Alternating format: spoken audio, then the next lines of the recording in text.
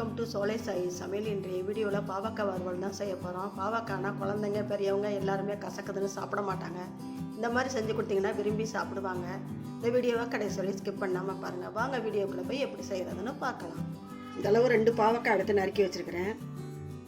இந்தளவு திக்னஸ் இருந்தால் போதும். இல்லை தேவையான அளவு உப்பு போட்டுக்கலாம்.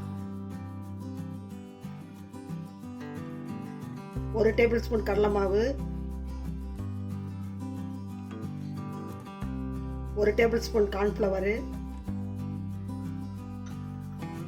1 டேபிள் ஸ்பூன் பச்சரிசி மாவு,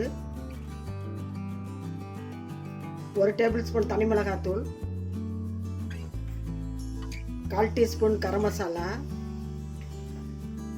1 டேபிள் ஸ்பூன் தயிர், கொஞ்சமாக லெமன் புழிஞ்சுக்கலாம்.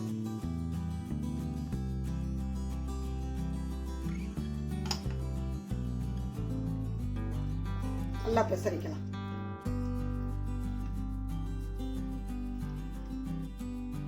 தயிர் லெமன் ஜூஸ் போட்டதை கண்டு தண்ணியே தேவையில்லை. உங்களுக்கு வேணும்னா தண்ணியை தொளிச்சு பெசரிக்கலாம். எனக்கு கரெக்டாக இருக்குது. எண்ணெயில் போட்டு எடுத்துக்கலாம். இந்த பெசரி வச்ச பாவக்காய் எண்ணெயில் போட்டுக்கலாம். ஒன்றொன்னாத்தையும் போடணும், மொத்தமாக போடக்கூடாது.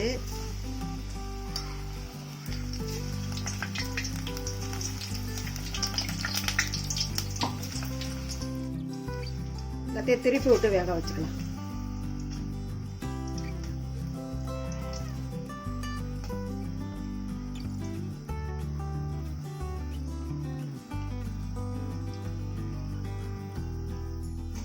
நல்லா வெந்துருச்சு. இல்லை எடுத்துக்கலாம். லெமனும் நம்மளுக்கு தயிரும் போடுறத கண்டு கசப்பே இருக்காது. சுத்தமாக ஊற வைக்கவும் தேவையில்லை. உடனே போட்டு எடுத்துடலாம்.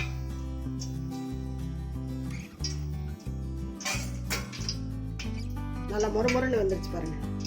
இதே மாதிரி எல்லாத்தையுமே போட்டு எடுத்துக்கலாம்.